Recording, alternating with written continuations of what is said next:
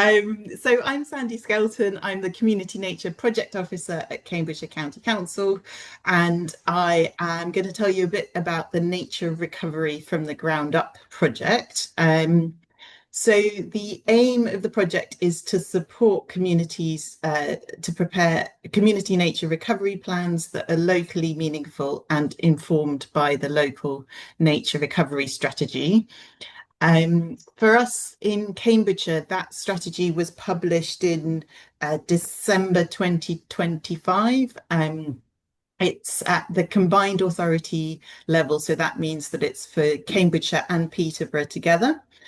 Since then, Natural Cambridgeshire have been commissioned to lead on the implementation of the local nature recovery strategy. So it's important to be clear that this project is kind of what part of that wider effort, but that there's additional things going on in Cambridgeshire led by Natural Cambridgeshire. So Cambridgeshire County Council was a supporting authority on the original preparation of the local nature recovery strategy. And this project is funded internally through Cambridgeshire County Council's Just Transition Fund. My colleagues, the project funds two officers, my colleague and we came into post in summer 2025. So we've been doing a little bit of this work alongside the LNRS being adopted, and we're now working with Natural Cambridgeshire to ensure that everything kind of feeds in and joins up. So that's just a bit of context. A lot of what we do with the project is about listening, active listening, and going out and identifying what the needs are in the communities. It's a co-creation project, which is one of those words that you should never use in a community context because it puts lots of people off. But it is helpful to say that the idea is that these plans very much come up from the community rather than having the strategic sort of view of what the priorities are for at the parish level. It's about ensuring that that strategic priority is interpreted locally and meets the needs of the community. So the first thing we did for the project was actually go around and do a listening exercise, listening to what the needs were within the parishes. One thing I should say when I say community, so we didn't call them parish level plans because we have towns as well, and because we're working in Cambridge City as well, so there's wards there, so we have a different approach for the city, and so for that reason we're referring to them as community nature recovery plans, but you might see them as parish plans. It's predominantly at the parish level. So these are some of the examples of needs that have come up from our initial round of meetings. We ran offers and needs market at the first round of meetings, which was really, really helpful, partly because it helped to surface a lot of offers as well. And so we were able to match people up kind of in the room, which is really helpful. I was just looking for the slide, which I don't have here, which is the one that I would like to show you, which is the kind of different types of resources and so our approach is to work with the parish councils, so parish councils and community groups, and to convene these cluster meetings within pretty much district clusters, but there's a couple of sub-clusters as well, and very much focus on peer learning. We also have a lot of resources on our website. So I've shared the link to our website. And so there we have quite simple resources. So some Google Sheets where we point to existing guides and different types of templates that already exist that community groups would find useful in furthering community-led nature recovery. We also have a shared funding list where we list out different funding opportunities, and we run a webinar series. What else do we do? Plus the media, yeah, and so within that wider context of doing a lot of different things, one of the things that we're doing is we have a collaboration with Parish Online, and so the next slide is about that. So this is so I don't know how closely whether people are aware of Parish Online. They have a mapping software that is at the parish level to help put together neighbourhood plans and manage all sorts of parish business. They also have a corporate GIS system called XMAP, and what we're doing in Cambridgeshire is trialling the use of this software, this tool, to share data across different layers of government. So we have we want to make sure that the community uh, nature recovery plans are evidence-based. So we want to share data, say, on the strategic priorities in the local nature recovery strategy and other things. Then we want to allow parish councils and community groups to overlay different data sets. So there's not necessarily the mapping capability within the parish councils to be able to see different data sets at the same time. So there's a tool to do that. We want a ground truth data set. So that's really important because often the view of a parish from higher tier authorities isn't what's there on the ground. And so we want to be able to capture that local knowledge and feed back into the higher tier authorities. We want to inspire learning across parishes. So we want parishes to be able to see what other parishes are doing. And we want to evaluate progress in delivering the local nature recovery strategy and celebrate successes. That will, feed into this wider, more kind of official work from Natural Cambridgeshire. But as a project, we want to make sure that we're contributing to that.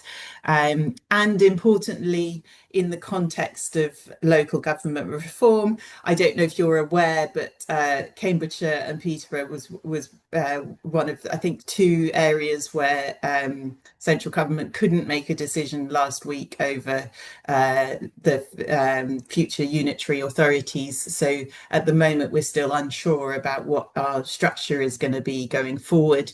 But we want to test the use of this tool as a way to make sure that data is held safely as we move kind of to the new authorities.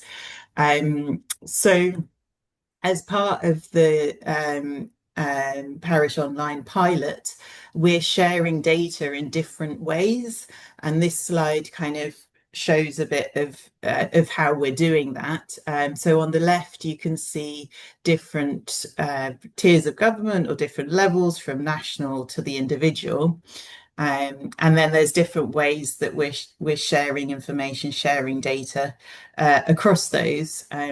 So the first is reference layers.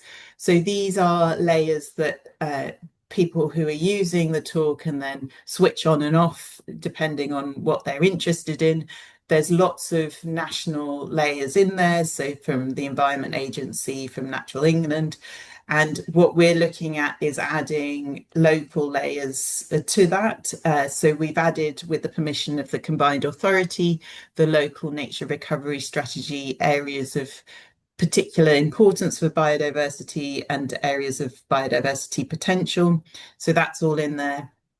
And we've also started adding data from about county farms. So the location of farms owned by the county council, that's helpful for parishes to know if they're wanting to collaborate with farmers on projects. So we're starting to build up the types of reference layers that we're putting into Parish Online.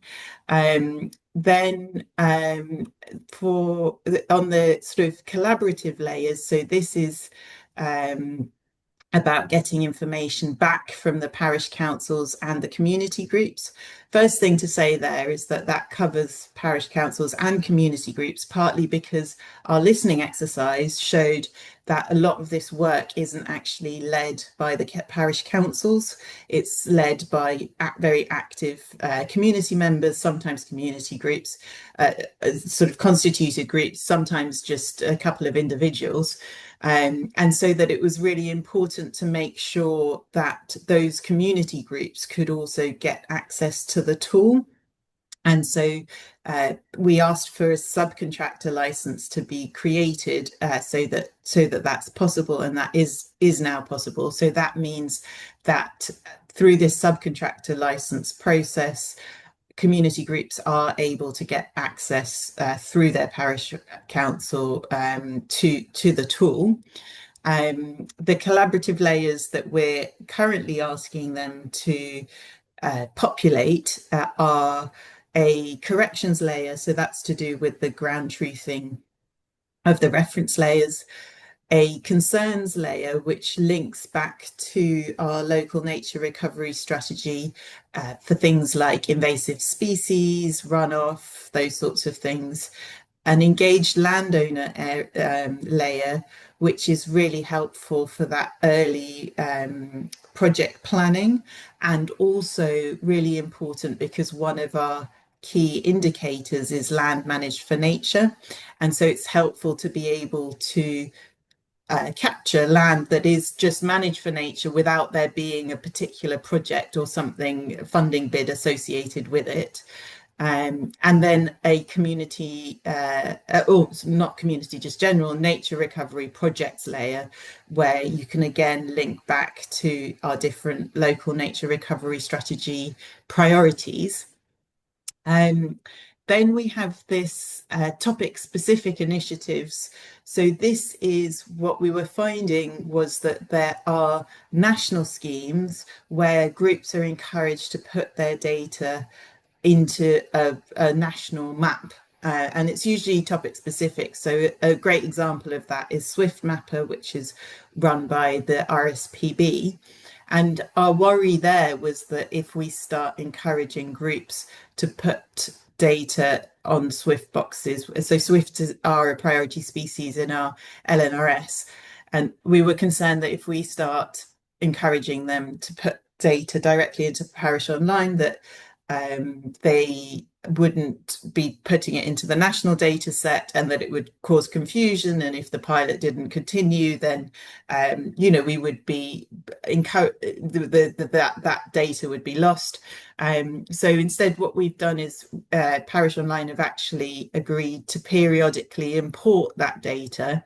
And so it means that we can continue to promote the national schemes and then pull data into Parish Online, which feels like a more kind of collaborative way to do that.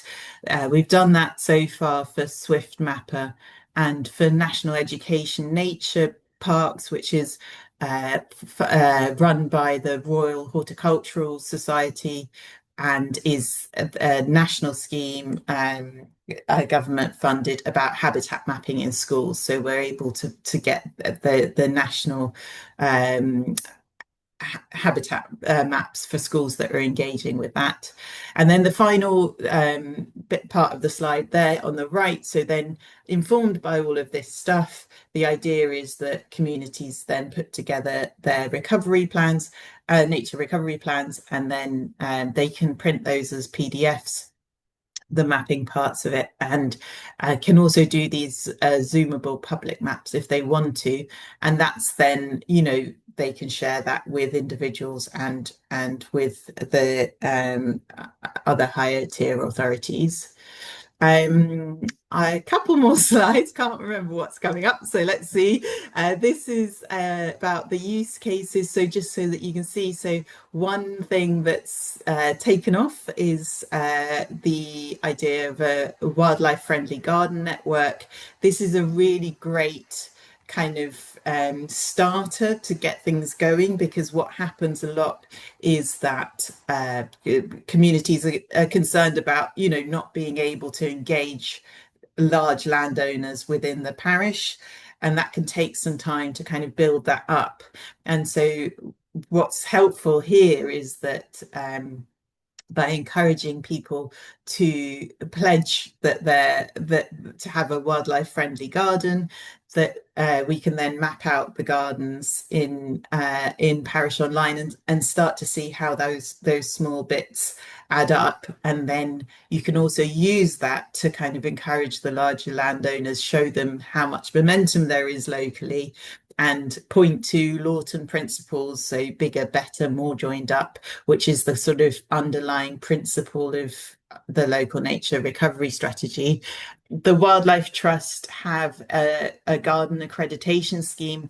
So what we're doing is we're pointing to that, so that there's some guidance there on what a wildlife friendly garden is, and what you're sort of pledging for. This is about our webinars. So again, responding to questions that are coming up at our cluster meetings, we're running a series of webinars. This was just a graph on how many we're getting. So we're finding that attendance is quite variable, and also for ones that we thought were going to be really popular, sometimes we have quite low attendance. But we just took this back to our methodology group, and they reassured us that quite a lot of people are sharing so we record them, and they mentioned that quite a lot are sharing them later. Apologies for the title on the slide. These are sorry, these are thrown together quickly. But you can see there, the reason why I wanted to include it is less about the numbers, but more just the sort of topics. So we've had, the very popular one has been where we've brought highways colleagues along as well to have a group discussion about managing verges for biodiversity. That was very popular and was a very fruitful discussion, although it's a kind of very thorny issue. So it's not like we're going to address that really quickly, but it's helpful. I think it was a helpful webinar. We've had some technical ones on Parish Online, introduction to the local nature recovery strategy, some stuff on specific types of projects, so about rain gardens, churchyards, and then some stuff on the kind of the processes, so the section 106 in Somersham, and also a community land purchase in Abbey Field. So these are more ambitious projects that some parishes are going for, and trying to kind of capture what they've done so that it might inspire others. So that's it for now, and I'll stop sharing the slides, and then happy to have a bit of a group conversation around that.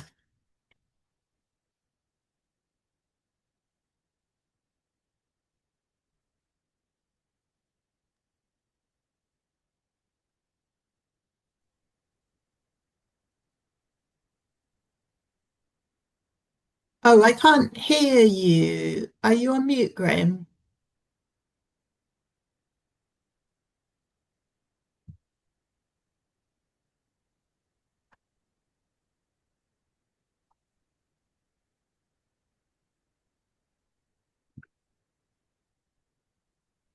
You're on mute, Graham.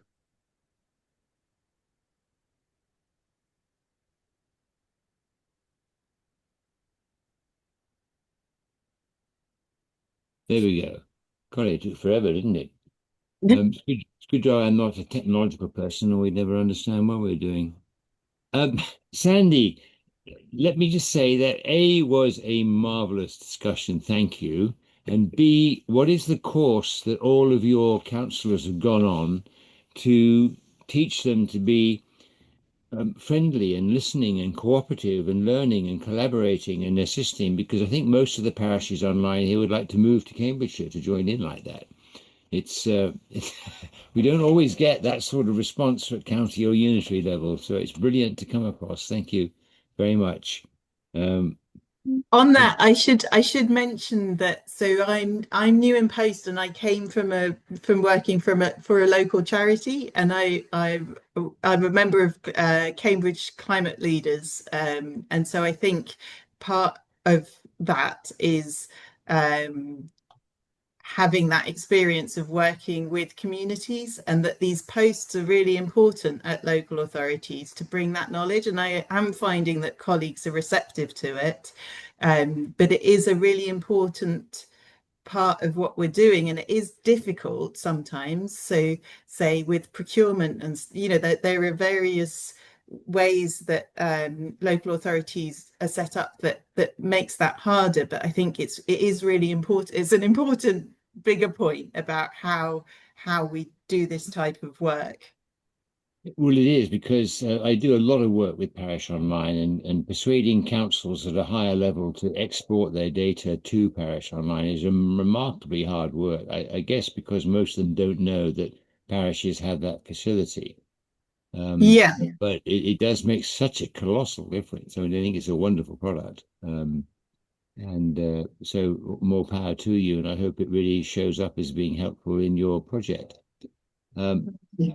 Stuart, you were raising a question. Yeah, I just like to thank Sandy for a great presentation and really admire the work you're doing. I'm obviously in Essex, and Essex have produced LNRS, which is quite extensive. Um, but I'm curious how you go about getting public involvement, engagement.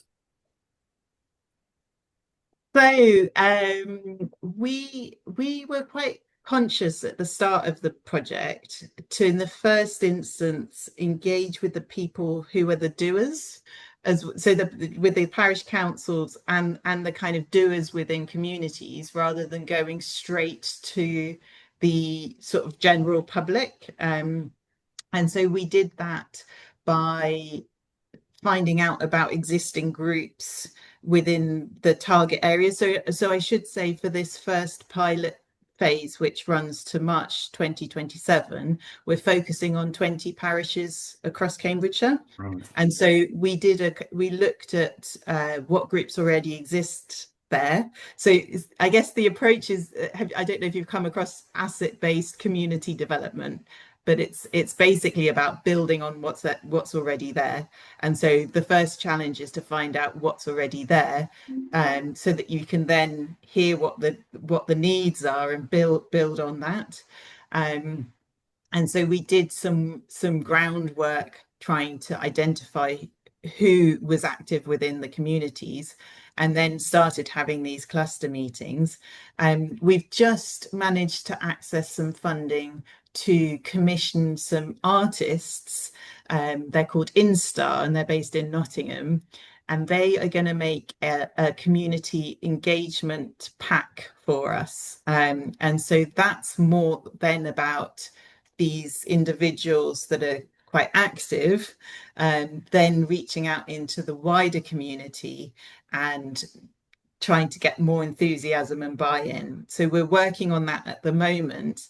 And the idea there is to incorporate the physical maps, but to make it much more fun and not like a boring council consultation. And so we're hoping to that link between creativity and nature might be some glue to pull some more people in as well, and also help people create a bit of a splash locally about what they're passionate about and what they're wanting to do, and just give them that little bit of extra support to try to find the other people that are interested, because we know they're out there, and it's just a question of finding them and convening them, and then supporting them to kind of make a plan and move things along locally.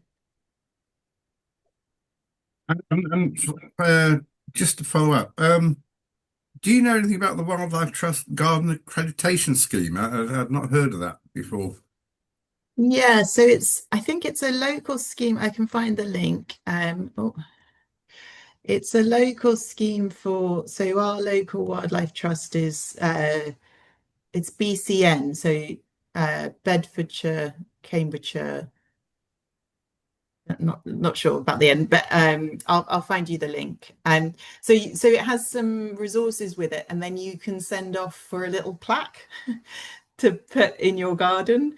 I mean, you pay for the plaque, but it's a nice scheme because it's here we go. Let me find the link.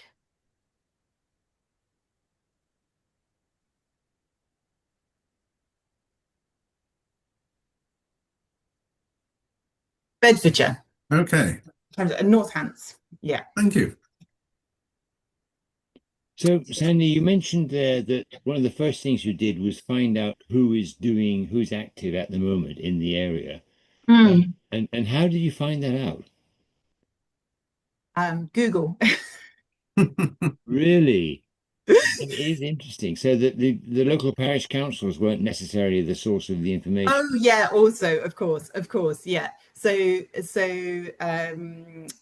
A bit of Google, a bit of so obviously contacting the parish councils and the parish clerks, but conscious that they have very full, plates, and so aren't going to get back to you super quickly. And then also, what was really important was the district ecologists and district council contacts, and also local networks, so climate networks, nature networks, so Natural Cambridgeshire as well, Wildlife Trust. So a lot of there's various different organisations. We have Cambridgeshire Acre as well, so lots of different organisations that work with communities. So asking them about who's active as well. I used to run the Repair Cafe network in Cambridgeshire, and so that also helps. It's not always about just single issue, because people do have multiple interests, and so in some of the people that we engage with are through that network as well. Yeah, I was thinking that I mean, David is a member of a motorcycle organization, and I can see them wanting to get out and do what's happening. And of course, there's always children. I imagine they're a major source of assistance, if nothing else. Yeah, it's interesting, isn't it? So the children and then also younger people. So age comes up quite a lot. So some of the volunteers are older and wanting to engage younger people, and then often through engaging children as well, wanting to engage families. Um, and I think that's something that's coming up now in specifying our resource kit with the artists, is to be very clear about our target audience. And I think what we're trying to do, and we're just working through it at the moment, is to be clear on what we're trying to achieve through the engagement. So we're not just wanting to go in and run a nice event about nature and everyone goes away feeling warm and fuzzy and then nothing happens afterwards. And so what we're trying to do is do something engaging, that where say kids might be involved, but then also whilst you've got the kids occupied, make sure you're drawing the adults into a conversation about actually getting involved with the more priority setting and planning side of things. Yeah, we started a nature recovery reserve, if you will, in our village. And your idea of celebrating success, the more that we were able to show people that this was actually going somewhere and was doing something, and it built its own momentum. And I Yeah, think if you're doing that across the entire county, then it must really have a powerful effect, yeah. and And a it will really grow. Yeah, and a really important thing to say is all of the layers we've created are now national layers on Parish Online. Yeah, I So saw that. so anyone, who wants to use those layers can use them in a similar way. Brilliant. Well, let me move on to Jane, who's got a question, or many, hopefully. Hello there. Yeah, that was really interesting. I love this, the title of Nature Recovery from the Ground Up, because nature is one of the things that some of our local activists are saying is missing from the Milton Keynes ecosystem. So I Mm. chair the Climate Action Network in Milton Keynes, Mhm. and I recently became a parish councillor. And I'm overwhelmed with all, I mean, there's initiatives everywhere. The time taken to actually sort through the ones that are really good. And I think Yeah. the collaboration and the banter sessions are really good for that. But limited time to go through everything Yes. and to point people to the ones that are most useful for our purposes. But the question I got here is, there's so many things happening during the summer holidays, like there's kids' craft groups, and, wouldn't it be great if we could have this overarching theme? So some sort of how-to guide. If Mm. I don't know if that's something that you could be looking at to do after your project ends, how we can take this and like a playbook for doing something across a range of audiences and groups would be fantastic. I mean, we've got so many resources here. I proposed an asset-based community development approach, but Yeah. having the resource to actually bring it together and then persuading those people to actually join a loose network, it's Yeah. just so hard. Yeah. So any advice you've got? Yeah, it's just no advice. I hear you. We're in the same situation. I think what I'm noticing is that it's slow work, but it's important work, and it's about almost like having the confidence to build things up properly. And so one of the questions I had at the start of our project was because the project is um, 4 years on paper, but we needed to kind of make the case for the funding. So it wasn't clear whether we're doing a 1 year project or the first year of a 4 year project.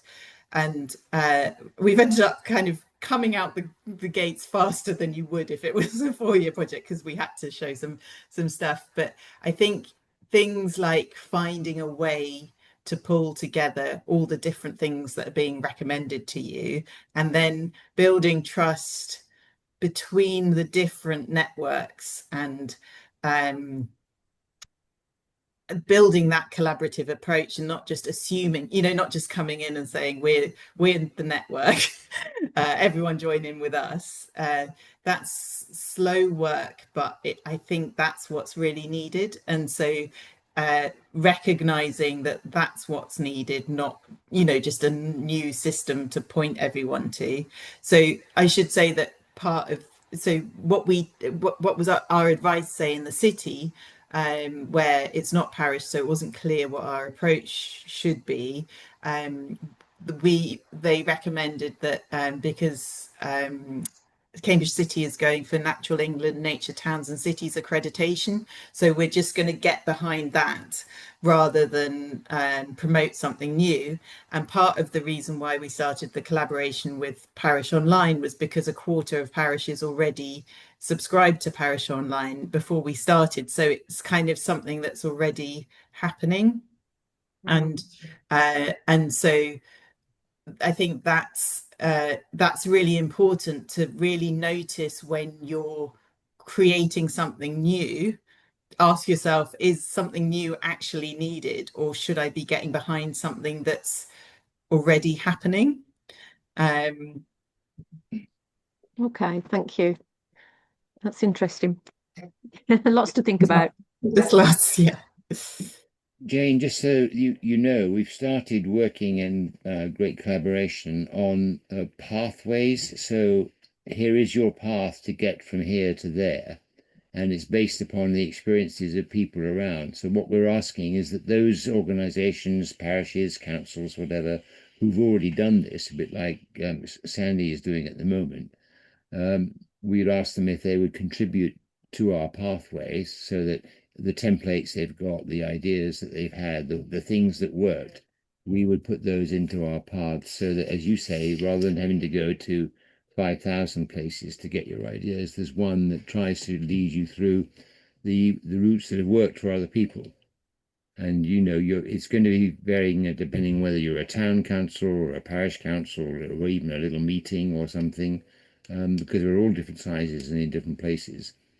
But You're absolutely right. There's so much information out there that it's very difficult to filter out the bits that you want, as opposed to the drowning in the overload.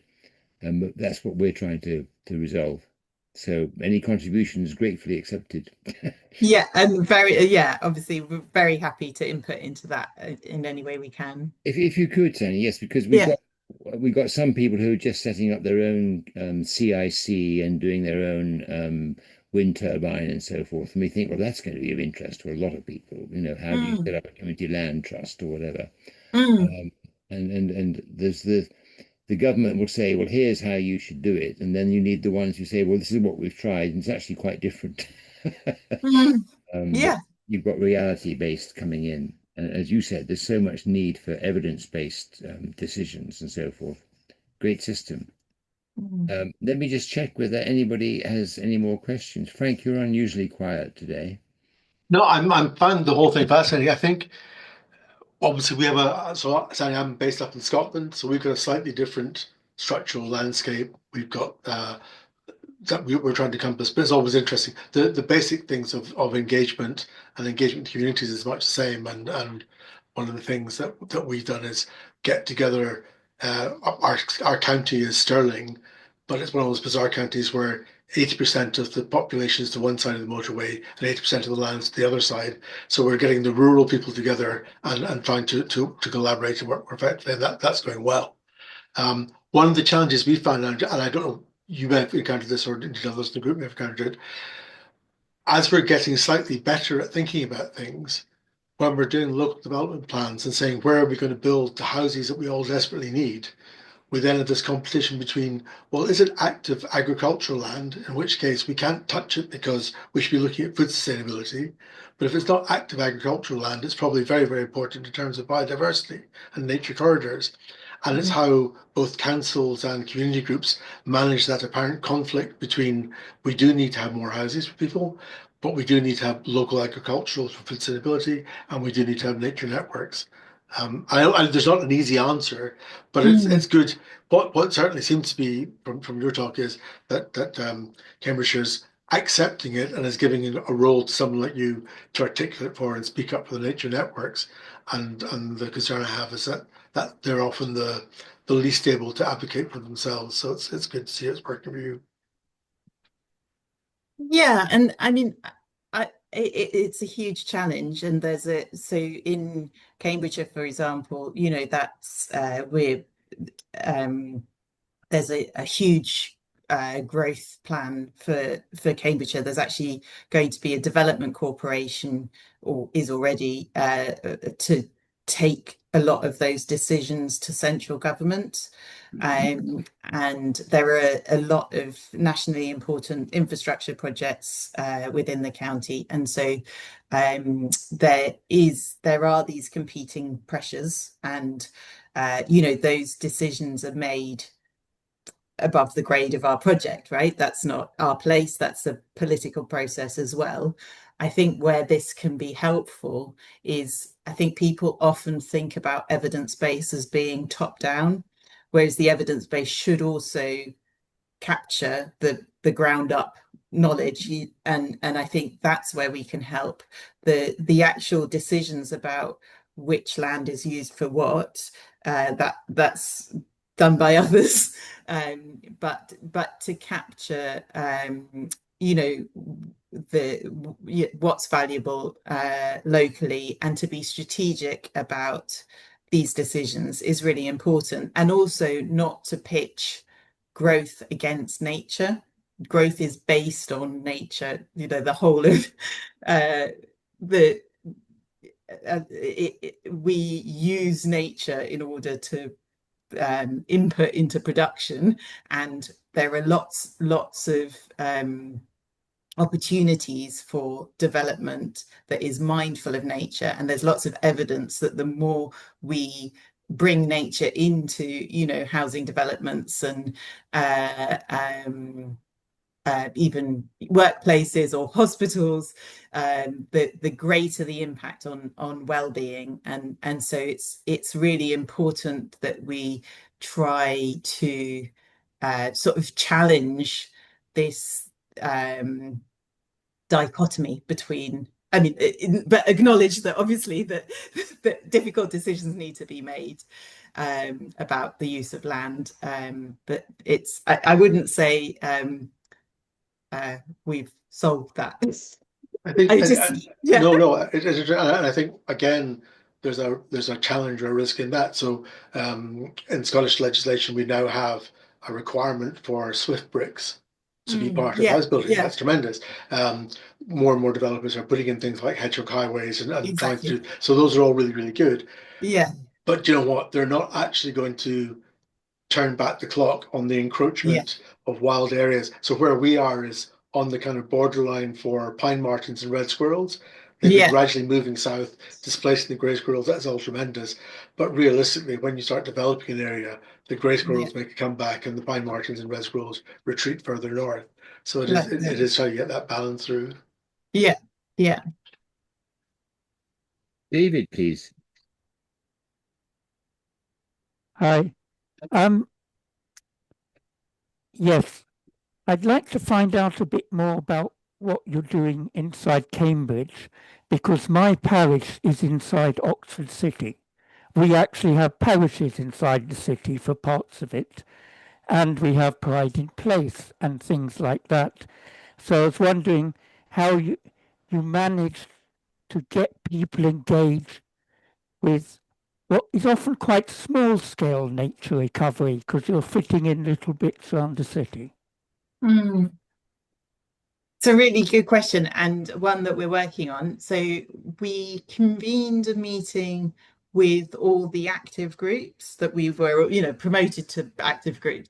And we got a lot of pushback on not creating something new. And this is why we're kind of getting behind this nature towns and cities accreditation.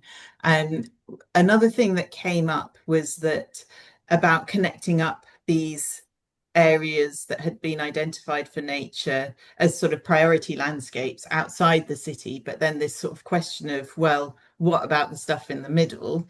And so what we're doing, so what people really wanted to do is do some work with schools. So we're looking into that. We're looking at different schemes for that, and then we also the churchyards as well, and the garden networks and the Swift. So there's the idea is to kind of promote different actions that really brings nature into the city as well, alongside. So say we have the Cambridge Nature Network, which has some sort of priority areas that are really important for nature as well, but that we're in addition to that work kind of promoting nature throughout the city. Okay. Oh, and a separate question. Since parish councils have a duty to do with nature recovery, were any of them managing to do anything about that before you started? And how have things changed since then? That's a good question as well. Yes. So lots of them were doing stuff already, but it's mixed. And I we would like one of the first question. Oh, I should mention on our website we've got a bit of a plan. Actually, I should have mentioned that when you mentioned about the pathways as well. So we do have a guidance document that has some actions on it. It's a living document, so we're going to review it and update it by the end of March. But one of the first actions on there is actually to assess your existing plans. And so you'll see on there there's different types of plans. So there's just a sort of nature statement, which some of them have. And it goes all the way to having kind of SMART objectives, so specific, measurable, time bound. And so I guess what we're encouraging parishes to do, and we are working with groups that are across the spectrum from kind of already doing some stuff to or already doing lots of stuff to not doing not having a group or not having much activity at all. And so what we're trying to do is encourage everyone to kind of move along a little bit on that scale. And also the reason why we included some groups that were already doing quite a lot is because of the power of peer learning. So we wanted to work closely with them to understand what they've done, why they've done it, and then ask them to give talks to the other parishes to show, you know, what they've done to kind of encourage others to take part. So we're definitely not starting from a baseline where no one's doing anything, but sometimes the things that they're doing are just sort of meeting the statutory requirement, but not going beyond that. And sometimes then I guess they're not meeting the statutory requirement, I don't know. Fascinating stuff. Jane, you've got your hand up again. Yes, I have. So I've got a few questions again. So one of them, you were talking about the data. So I'm on the planning committee, and last night had to, or there was an item, a plan going for approval last night, which or for comment last night, which had loads of biodiversity assessments and statements, and just navigating through the whole list of, there were about 6 pages of things you could have looked through. When I did find the biodiversity thing, so this was for a heat network, because we're having a local heat network put in Milton Keynes, and they're going to put the pipe work in basically. So, but this assessment was really interesting because it sort of identified places in the biodiversity assessment where they'd seen otter poo, or I forgot what they call them, but yeah. So, but you know, that's embedded in a report. How does that data from that report get put onto that map? You know, because that's really interesting, isn't it? I thought. Yeah, Um, yeah, and so I thought, you know, all of those assessments, is there a way of maybe AI? You know, could they get AI summarized and automatically put on a map? That would be a really useful application, it seems to me. Because I've had a look at the local maps. We've got the Bucks and Milton Keynes local nature recovery strategy, which is on a GIS map, but I don't think it's linked up to the Milton Keynes GIS map of all the parishes. So I can go into the parish map, I can see different layers about resources, but I can't see the local nature recovery on there. yeah. So, and then trying to get, also, I also became chair of the sustainability working group on our council. And we've had one meeting so far, but it's how would I, you know, how would I engage the few little councillors, you know, how to meaningfully engage them in this mapping would be really good. So these are just, again, things to think of. And then the final point I've got is about joined up action. So, for example, we just had a community orchard planted, but and that came via our borough council. But by the time the trees were actually planted, it was June, you know, and now they're all withering. So are they going to survive? Because there's a hose pipe ban, we can't water them. You know, if you're going to plant these things, they need to be done at the right time. And that was the thing that was in the biodiversity assessments, was that they'll have an officer there that says, you, if there's anything that does the trees, you have to do it this time of year. If there's anything that affects that, you do it this time of year. And that, I think, is really, if you could sort of condense that and communicate that to people, to the community, simple way, that could then maybe inform what they do in their gardens, and you know what we do about cutting the telling people that you don't need to cut the lawns and the grass in the community, you know, the verges and all that sort of thing. So sorry, I'm just sort of riffing here off the top of my head, but it all seems, you know, having some joined up thinking about how we message, how we engage with people, and giving them good examples of what's happening from these very expensive assessments that are done. Yeah, You know, yeah. bringing that together. Anyway, It's such an important point, and so I imagine that that's national, that they're a record centre. So we have CPERC, which is the Environmental Records Centre for Cambridge and Peterborough. So I imagine that you would have an equivalent, and so they hold the data. So what happens is the developers pay to access the data. So it's not that the developers are doing new surveys every time, it's that they pay to access that data. And what's difficult is because obviously managing that data is important work that needs to be paid for, then it makes it difficult for the record centres to share the data openly with other groups. And as you say, it would be so valuable to have that data. And so what we're trying to do is to work with, so we have an example is the extent of county wildlife sites. That's a really important part of the data that, that's what developers are interested in. And so actually even mapping those out is problematic. And so we're just trying to work through that. And the challenge is to not undermine the business model of these organizations, but then maybe these business models need to change so that you're paying directly for the management of the data rather than indirectly for reports that are derived from the data when there's more efficient ways to use the data, if that makes sense. Yeah, yeah. I mean, I think we need an open data law, like a freedom of information, like you need a Freedom of Data Act almost. Um, Yeah, it's important, but I guess what's difficult is that the data needs to be managed. There needs to be some with the verification and because that is important work. And so again, it's yeah, like it's slow work, but it's a really important point you're making about the yeah, fact that that a lot of different people have a very detailed view of the natural kind of value of land locally, and that the more we can share that and be aware of it, the better.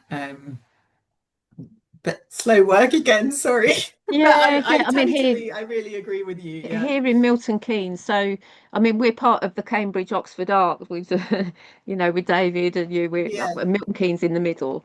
And some years ago, I was involved when I worked at local university. I was involved in a smart city project where they had a data hub, and there was this trial of, trying to get people to upload their data and then share, have the different sharing protocols where it could be shared for building services on top or whatever, but it just didn't work out, and it's sort of Yeah.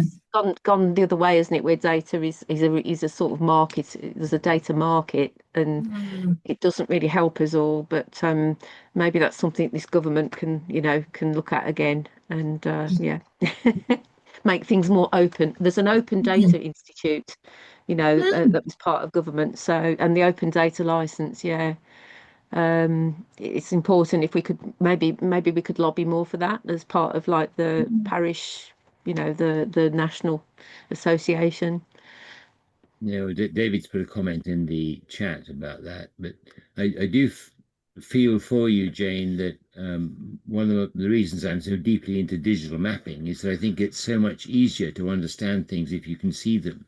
If the developers can see where they're planning to go, and then all of a sudden this little patch comes up that says Otapu found it or found or whatever, it helps them to see it if it's all in the same place, and you can turn the layers on and off as Yeah. necessary to get the best visualization across. Frank, your go, please.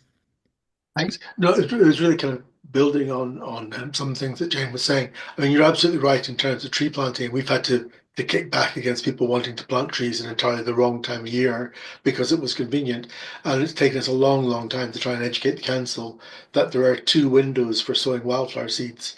You can sow them in fairly early spring or in late autumn, and that's it. And that's been a several years process because the council work to their timetable. They say, oh, but we've got a meeting coming up, and we'll do it at that meeting. Too late, the window will have closed. And in a sense, delighted to hear from Sandy today. I'm part of On the Verge in Stirling, which is one of the original wildflower groups, and I know On the Verge Cambridge was kind of created in our image, as it were. So good to see that it's still going strong and adding to the mix, as Sandy said. adding to what you've already got. Don't try and reinvent things, but bring people into the party and build with them. But also, I think there's a bit about changing mindset. So we're getting slightly better at not having neighbors punish other neighbors for no mow May. People seem to accept now that you're leaving your garden for mown unmown for a couple of months. Some people leave it all summer, and that's even better. So that's been accepted. The one I'm fighting in my particular square at the moment is 3 of my neighbors have cut within an inch of their lives their hedges, and I'm trying to explain to them you don't cut hedges in July. You wait until they've gone into full flower. The insects have enjoyed the pollen, everything works, and then you cut them in autumn. And it's a real uphill struggle to get people to understand the dangers of cutting hedges at the wrong time of year. Wow. Sandy, you obviously have set the cat amongst the pigeons here, so thank you very much for an invigorating talk. It was really wonderful to hear how your whole area is pulling together in very much a guideline to the rest of us of what can be done if you found somebody, which led me to one question, was you said you'd recently come into this position. Did the position exist before you, or it wasn't a new one Yeah, created? it did exist. So I applied for the post. We have funded by this Just Transition Fund. There were two community nature posts and 2 community energy posts. And so that came from when the council declared a climate and nature emergency. Right. They created this fund, and that's where these posts came from. And so it feels like it's a new way. I don't know whether in other areas it's been structured like that before, and I guess that will all change as well with the unitaries. At the moment, we just got good news, so our posts have now been extended to March 28.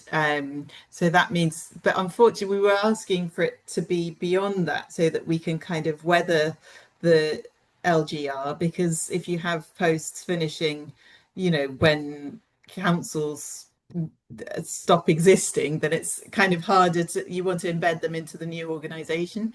But we'll just continue to make that case, and see how it goes. And I think, like you say, the more we can collaborate, just show joint successes, the more we can get momentum behind the project and keep building on it. But we'll just keep doing it for as long as we can. Well, thank you so much. I really appreciate your time and your thoughtful presentation. We're very grateful. Thanks, everyone. Yeah, thank you. I mean, Thank you, some great Sandy. links there. Thanks. Next Thank week, you. we're also talking about nature recovery, but on a place-based or what's the word I'm looking for? A theme-based sort of area. So rather than just an overall recovery, where they're going to show what's actually happening in that particular location because of the geography of the place. And I think that would be interesting. So do by all means come and join us next week. Sandy, thank you so much again, and I wish you all a very good afternoon. Thank you for your Thanks, time. everyone. Bye. Thanks, everyone. Bye. Bye-bye.